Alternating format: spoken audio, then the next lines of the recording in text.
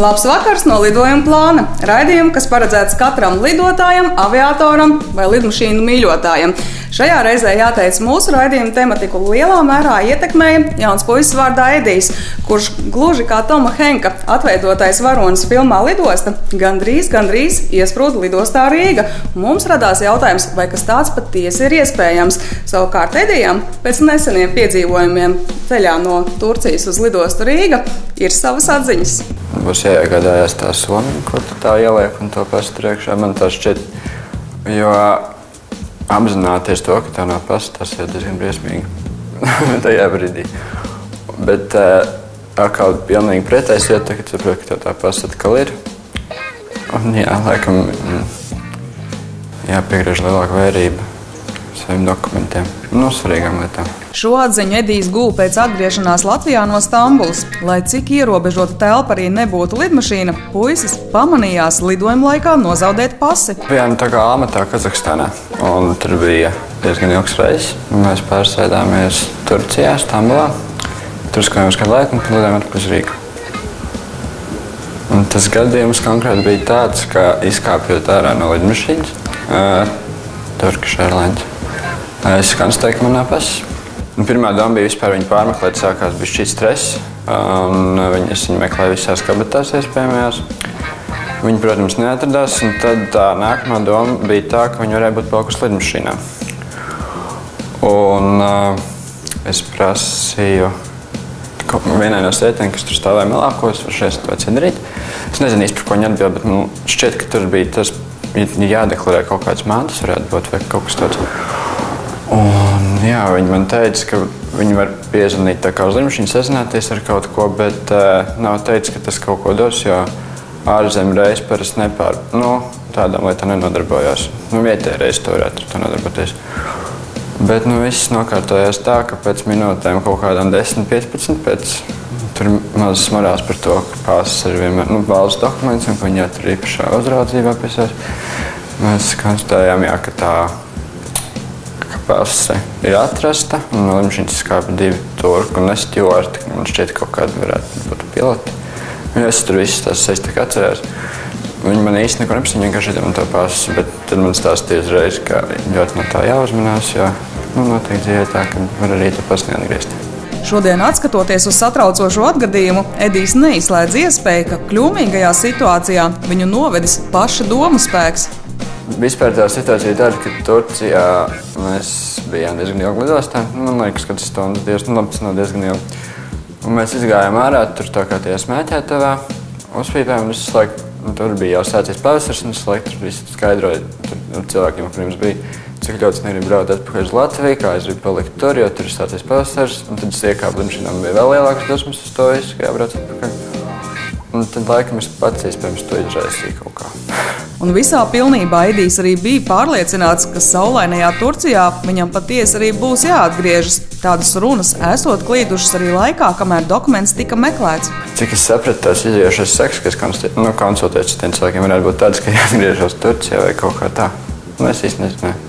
Lai vai kā, atpakaļ uz Turciju jālido nebija, vēl vairāk. Dokuments atradās, un Edijs atzīst, visticamāk tomēr tā pazušanā vainojams nevis domaspēks, bet paša neuzmanība, ievietojot pasi nepietiekam drošā vietā. Viņš bija ielicis jakas kabatā, bet mēs sēdējām ekonomiskajā klasē pašā aizmugurē. Tas ir pašā beigās. Tur lielākajā daļā lidmašīna tā, ka nav kur nolikt mantas, jo tur iestāst iermanis. Un mēs pārlikām tās mantas bišķi tā kā uz priekšu. Un tad, kad nosēdās lidmašīna, bija beigies nogurums. Un, protams, nepārbaudījām tā pasi un likās, ka viņa jakas kabatā. Un tad es paņēmu to jaku. Un jā, tur tā kā izgāja ārā no lidmašīnas un konstatēja, ka man nav pasis. Bet tas jau bija tā, ka es jau biju lejām un jau stāvējām rindā. Tā kā iebraucot Latvijā. Izrādās, gan šis nav pirmais gadījums, kad topošajam psihologam gadās svarīgas mantas nozaudēt lidojuma laikā lidmašīnā. Jā, es pirms 4 aizmirsu maku. Un tas iespējams atkal bija veiksmes stāsts, jo tas bija tā reize, ka mēs no Maskavas lidojam nevis ar Aeroflot kompāniju, bet mēs lidojam ar Air Baltica. Un kaut kāda iemesla dēļ bija jānopērk piedāvātās smaržas tajā katalogā. Un tajā tā kabatā priekšējā, kur tā kā jāievieto, kur atrodas tie lidošanas glābšanas plāns, viss tas, es ieliku to maku ar domu tādu, ka iespējams man viņš būs jālieto. Un izkāpjot ārā no lidmašīnas, bija jāņem ārā nauda, lai aizbrauc mājām un taksi saņem. Un, jā, tad nebija tā maka, un es īsti tajā brīdī nespēju vispār ko darīt. Bet mēs devāmies augšā, un tur, ejot iekšā pa galvenajai, pa labas priekšu pie, tur uz priekšu, tā ir Baltika, tā kā uzziņa dienests, un tad es viņiem prasīju, ko darīt. Un tur es biju ilgi, mēs, man liekas, ka pusstundu viņiem stāstīja, kur tas viss varētu atrasties, un tad, jā, viens no vīriešiem, no darbiniekiem stāstīja, ka iespējams to māku atradīs, iespējams nē, bet tas ir sarežģīts process, un viss tas pārējais no to iziešies. Un viņi man ziņoja, ka maks ir atrasts. Cik es saprotu, tā iemesla dēļ bija šķiet kavēs nākamais reizes. Cilvēkiem, kas lidē atpakaļ uz Moskavu. Bet, jā, atbrauc pēc kaut kādām 20 minūtēm mašīna ar sievieti pasažieru, un viņi man teica, viņi man prasīja visas iespējams dokumentus. Problēma bija tāda, ka tā bija vidusskola, un es vidusskola nebiju pat uztaisījis etalonu. Un tad man būtu vismaz kaut kāds dokuments ņēkšana, man tur tikai vārds uzvārds. Tur īsti vajadzēja tā kā vēl kādu dokumentu, bet beigās man nedēva ar uzticību lielu. Jo tur bija klienta kartes un bankas kartes. Un jā, tad bija arī tāds gadījums. Taču, kā jau psiholoģijas studentam pienākas, arī te vispirms Edijs vai nu ieraugas savu domu spēkā. Arī toreiz Moskavā tā bija kaut kāds saistīgs un negribējās braukt atpakaļ. Jā, aizmērs šiks, jā. Jāteic gan, ka lidmašīnā izdodas 2 reizes pazaudēt ārkārtīgi nozīmīgas un svarīgas lietas, tiešām varētu vedināt uz aizdomām par aizmāršības klātbūtni puiša raksturā. Un ja reiz 2 lietas ir notikušas, vai varam gaidīt arī 3, kā nekā 3 lietas, labas lietas? Nē, tagad es, ja es esmu televīzijā nonācis, tad laikam, jā, būs nopietnāk tas viss. Kā jau stāsta sākumā minējām, pats priekš sevis Edijs ir apņēmies iegādāties speciālu kaklā pakaramu somiņu, kurā droši glabāt gan dokumentus, gan arī naudas maku. Savukārt mūsu skatītājiem viņam ir cits ieteikums. Es ieteiktu neklausīties tos laimīgos iznākumus, bet rēķināties laikam ar to, ka vispār var būt arī diezgan bēdīgs tas seks, var tas maks neatgriezties, var nebūt arī pases. Un tad jau tās problēmas ir īpaši nozādāt pēc, cik es tur jāmaksā sots pamatīgs un ir vēl iespējams jādodās uz kaut kādu priekšpilsētas tiesu vai kaut kā tā. Es ieteiktu cilvēkiem ļoti nopietni skatīties uz dokumentiem, bet tas jau laikam lielākā daļa cilvēks. Es arī nopietni skatos uz dokumentiem, vienkārši, dzīvē gadās visādas situācijas. Bet priekš sevis bez tās somiņas droši vien saprast to, ka kāda būtu tā situācija, kurā es nonāku. 2 lietām vienmēr ir jābūt pasē. Mākam līdzīgi kā cilvēkiem, kuriem mācās, ka būs zemestrīces viņu valstīs. Viņiem mācās, ka viņiem jābūt somiņai, kurai vismaz tā dokumentu kopijas un kaut kādai naudai. Un tā ir drošība lielākā mūsdienās. No sirds gribas ticēt, ka šis nebūs tas gadījums, kad labas lietas nāk pa 3, un Edijam pilnā mērā būs pieticis arī ar piedzīvojumiem pēdējos 2 lidojumos, un nākamajā reizē viņš lidmašīnā būs uzmanīgāks. Bet interesanti, cik tādi Ediji lidostā Rīga vispār mēdz ielidot? Ko par to visu saka robežsardze? Vidēji gadā tādi 2-3 gadījumi. Šogad mums jau 3. gadījums, janvārī mums bija 1 un februārī 2 gadījumi, kad persona lidojuma laikā bija pazaudējusi personu apliecinošu dokumentu. Un ja personu apliecinoša dokumenta nav, tad, protams, robežu kontrolē rodas sarežģījumi. Nav gan arī tā, ka cilvēks tiek iespundēts lidostā. Mums pat satversme nosaka to, ka ik viens, kuram ir Latvijas Republikas valsts piederība, ir tiesības atgriezties Latvijā. Līdz ar to šajā gadījumā robežsargi sākumā izmantojot informācijas sistēmas pārliecinās, ka tiešām tai personai ir valsts piederība Latvijas Republikas. Nākošais solis tiek uzsāktā administratīva pārkāpuma lietā par valsts robežas pārkāpšanu, režīma pārkāpšanu. Tiek izteikts brīdinājums un, protams, persona tiek ielaista valsti. Vienīgais mēs arī brīdinām par nepieciešamību saņemt jaunu ceļošanas dokumentu ieceļošanu Latvijā. Tātad pat, ja pase neatrodas, kā tas bija gadījumā Rediju, latvietis un jebkurš Latvijas valsts piederīgais Latvijā tiek ielaists. Tas nereti tiek attiecināts arī uz Eiropas valstu pilsoņiem. Citāda situācija ir ar trešo valstu pilsoņiem, kas dokumentu pazaudējuši ceļojumā uz Latviju. Uz viņiem tiek attiecināta atšķirīgā praksē, ja? Pārsvarā tiek sastādīts attiekums ieceļošanai, jo netiek izpildīts viens no ieceļošanas nosacījumiem, tātad persona nevar uzrādīt derīgu ceļošanas dokumentu. Un šajā gadījumā persona tiek atgriezta uz ieceļošanas valsti. Ja mēs runājam par Eiropas Savienības pilsoņiem, ja mums pagājušo gadu bija viens gadījums ar Lietuvas Republikas pilsoni, kurš bija pazaudējis ceļojuma laikā savu dokumentu, tad rīcība ir analoģiska. Pārliecināmies par personību. Pirms ielaist to personu mēs arī sazvanāmies ar pārstāvniecības amatpersonām, pārliecināmies, ka tiešām tai personai tiks izsniegts dokuments, un tad personai tiek atļauta ieceļošana. Vienvārds sakot, Latvijas pilsoņi tiek sabārti, saņem protokolu un brīdinājumu, bet jebkurā gadījumā Latvijā tiek ielaisti. Eiropas Savienības pilsoņi arī valstī tiek ielaisti, tiesa pie nosacījuma, ja šeit viņu valsts pārstāvniecība spēs izsniegt ceļošanai nepieciešamos dokumentus. Savukārt trešo valstu pilsoņiem praktiski vienmēr uzkāpšana uz Latvijas zemes būs liegta. Šiem pilsoņiem nāksies doties atpakaļ uz lidmašīnu un lidot vai nu uz savu valsti vai citu, tai draudzīgu. Te izņēmums varētu būt vien kādi īpaši, piemēram, medicīniska rakstura apstākļi. Mēs nevaram arī izslēgt situāciju, kad pastāv kaut kādi humāni apsvarami. Pieņemsim, pēkšņi pasliktinājās veselības stāvoklis vai vēl kaut kāds, tad, protams, tiks pieņems kaut kāds savādāks lēmums, attiecībā uz šo personu. Bet visos citos gadījumos gan jāiet vien atpakaļ uz lidmašīnu, un pat, ja nav naudas atpakaļceļam, aviosabiedrībai, ar kuru pilsonis ir atlidojis uz Rīgu, ir jāparūpējas par to, lai viņš tiktu arī atpakaļ. Arī imigrācijas likumā ir noteikts par pienākumu pārliecināties par ceļošanas dokumentu esamību pirms paņemšanas uz porta. Līdz ar to gadījumā, ja tas dokuments ir nozaudēts lidojuma laikā, tad viņi arī palīdz attiecīgajiem pasažīriem arī sameklēt to dokumentu. Robežsardze atzīst, ka nereti ir gadījumi, ka cilvēks savu pasi aizmirst aizmāršības dēļ. Piemēram, apsēžoties sēdeklī, pase tiek ielikta priekšējā sēdekļa kabatiņā un vienkārši aizmirsta. Gadās, ka tā izkrīt no kabatas vai somas. Tāpat gadoties, ka lidmašīnā tiek paķerta pēc skata ārkārtīgi līdzīga, taču neīstā soma un atkal jau pase noklīst.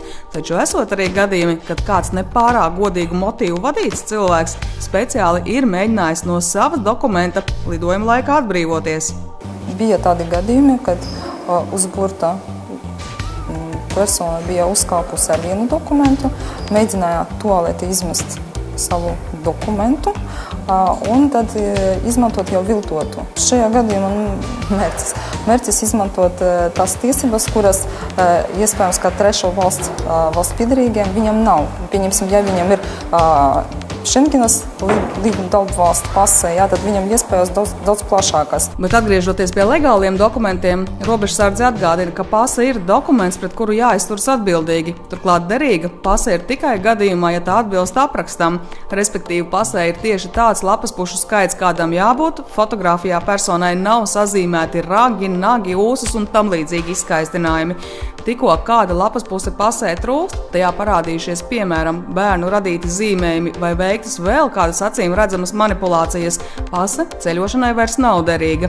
Noslēgumā vien ieteikums, kas pazaudējot pasi, varētu atvieglot iekļūšanu Latvijā. Personai būtu arī ceļošanas dokumenta kopija, līdz ar to, protams, visi tie dati ir pieejami, un atrast to attiecību informācijas sistēmās daudz vieglāk, teiksim tā.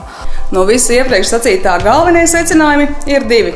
Pirmkārt, katrs latvietis, valsts piederīgais, pilnīgi noteikti tiktu ielaists Latvijā arī tad, ja lidojuma laikā būtu pazaudējis pasi, un otrkārt, iesprūst lidostā Rīga ir faktiski neiespējami. Bet ko par aizmāršību lidmašīnās saka aviācijas nozares pārstāvi un konkrētāk nacionālais pārvadātājs? Par to pēc īsas pauzes.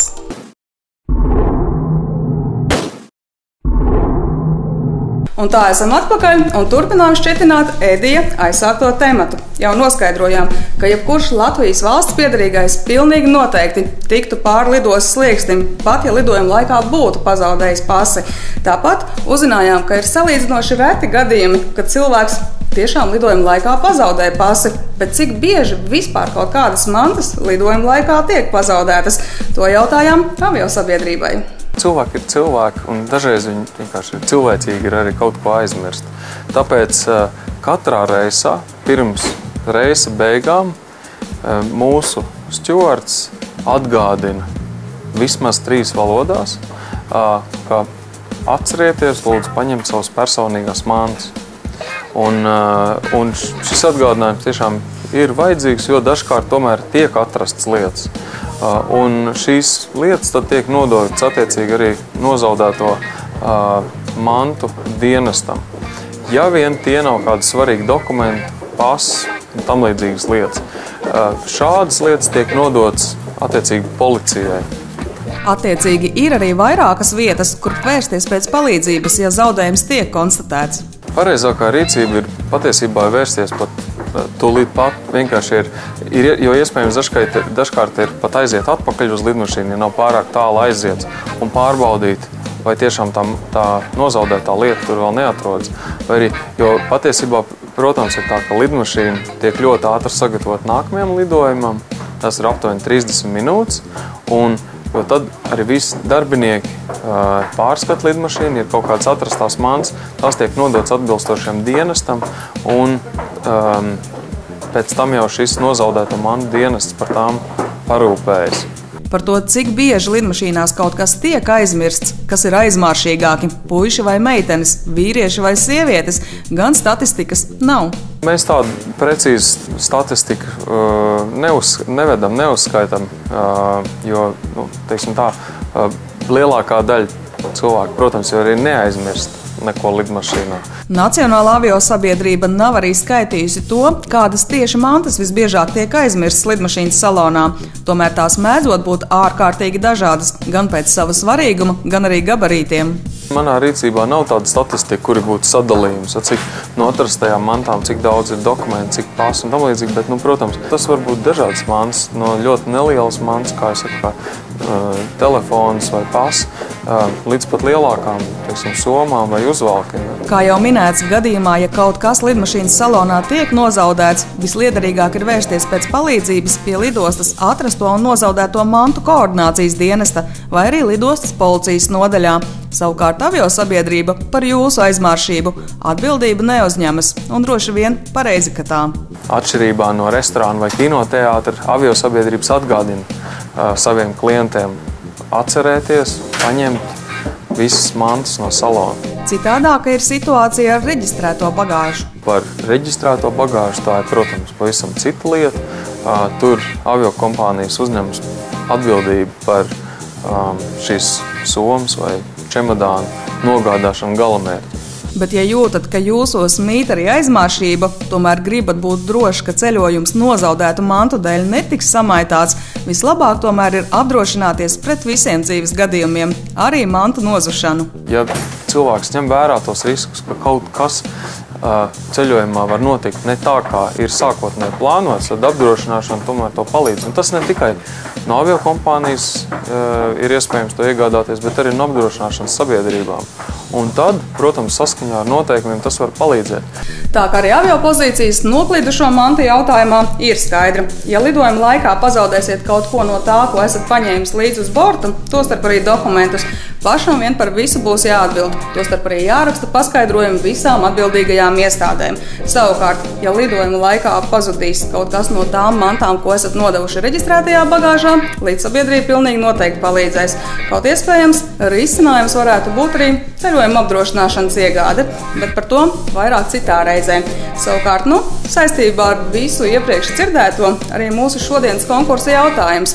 Un tātad, kādos gadījumos un vai vispār ir iespējams, ka cilvēks iesprūst lidostā? Kas notiek pazaudējot pasi lidojuma laikā ar tiem cilvēkiem, kas ir Latvijas valsts piederīgie, bet ar ko jārēķinās citautiešiem?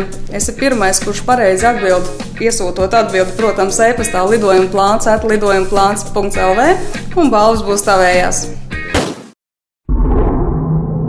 Un nu pienācis laiks atbildēt uz jūsu iesūtītajiem jautājumiem. Un šajā reizē ir sanācis tā, ka gandrīz vienlaikus no vairākiem mūsu regulārajiem skatītājiem esam saņēmuši jautājumu par vienu un to pašu tēmu. Vairāki puiši ir pamanījuši lidostā Rīga lidmašīnas ar dīvainiem uzrakstiem uz tām – SkyTeam, OneWorld un tam līdzīgi. Rodas jautājums, ko tie uzraksti nozīmē un kādēļ tie vispār ir vajadzīgi. Globālās aviokompānija alianses ir izveidotas tādēļ, lai pasažieris iegūtu kādu papildus labumu no tā, ka vairākas aviokompānijas grupējas un sadarbojas. Tas nozīmē to, ka viena alianse apvieno vairākus vai vairākus pat 10 aviokompāniju, un tad šīs aviokompānijas darbojas zināmā mērā saskaņotā režīmā.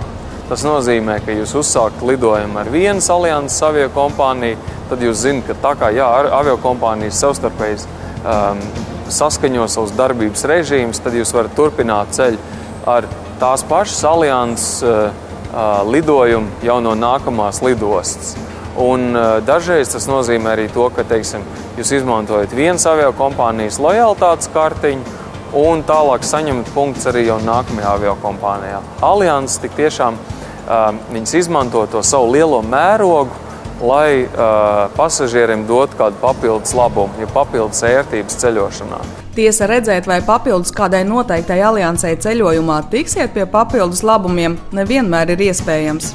Jo viņš, teiksim, pērk lidojumu, teiksim, no Rīgas uz kādu no Vācijas lidostām un tālāk lidoja ar Air Berlin, bet viņš zina, ka viņš lidos ar Air Berlin, nevis ar OneWorld ietilpstošu Air Berlin.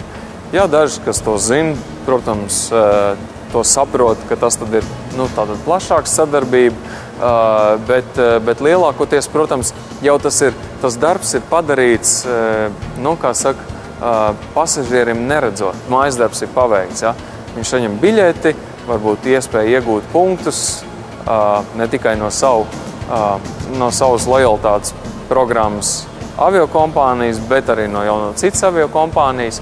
Un kā jau noprotams, alianse nav tikai lejputrī, kurā aviosabiedrība gūst tikai un vienīgi labumus. Šis tas ir arī jāupurē un jāpielāgo tā, lai ieguvēji būtu arī pārējie alianses dalībnieki. Respektīvi, lai apvienotos vienā aliansē, ir jāizpild arī tāds kā mājas darbs. Tas mājas darbs ir tieši tāds, ka aviokompānijas apsēžas pie viena galda, viņas vienojas par to, kāds būs sadarbības modelis, cik padziļināta būs tā sadarbība. Vai tas būs, teiksim, lidojuma grafika saskaņošana, ja? Kad tā, lai cilvēks paspēj uz nākamo lidojumu un arī atpakaļ. Vai tā būs arī, teiksim, kopēji lojalitātes punktu piešķiršana klientam. Vai, teiksim, tas būs pieeja biznesa uzgaidāmajām zālēm. Vai tā būs, piemēram, vai tās divas aviokompānijas izmantos vienu un to pašu terminālu lielā lidostā, kur ir vairāk termināļi, lai tam pasažieriem nav jāiet no viena termināļa uz otru. Fakts gan ir arī tas, ka kopīgas lietas labām alianšu dalībniekiem ir jārēķinās arī ar reāliem finansiāliem ieguldījumiem, kurus rezultātā gan visticamāk nosedzam mēs, aviosabiedrību pasažieri. Dalība aliansē, protams, nav bezmaksas pasākums. Aviokompānijai tas kaut ko maksā, gan tieši naudas ziņā, gan arī netieši, jo ir faktiski jāpieskaņo sava darbība alianses prasībām vai alianses standartam. Un tas nav tikai tā, ka ir tikai ieguvums pasažieriem. Ja, tas ir aviokompānijai kaut kāda arī izdevuma, un viņš šos izdevumus, protams, dienas beigās ieliek biļešu cenā. Noslēgumā atliek vien noskaidrot, vai kādā globālā aliansē ietilpst arī Latvijas Nacionālā aviosabiedrība.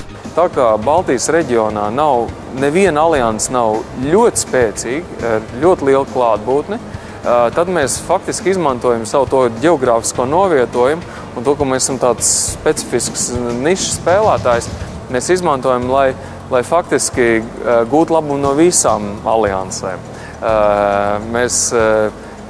Mēs izmantojam to, teiksim, ka virzienā uz Maskavu darbojas SkyTeam aliansē ietilpstošais Aeroflot un slēdzam sadarbības līgumu ar viņiem. Savukārt mēs zinām, ka uz Diseldorfu un Berlīnu, tad Vācijas virzienā, mums ir ļoti interesants partners Air Berlin, kurš ietilps OneWorld aliansē. Mēs slēdzam līgumu ar viņiem. Tāpat mēs rīkojamies ar Star Alliance avio pārvadātājiem, un faktiski tas mums dod iespēju to, ka mēs varam faktiski izmantot labākās iespējas no katras alianses, vienlaikus paliekot ārpus alianses. Ja arī jums ir radies kāds jautājums, kā vienmēr gaidīsim tos mūsu e-pastā lidojumaplāns@lidojumaplāns.lv, bet ar jums tiksimies jau pēc nedēļas. Lai jums ir jauka šī nedēļa, bet, ja domājat doties kādā lidojumā, lai lidojumam labvēlīgs laiks. Ātā!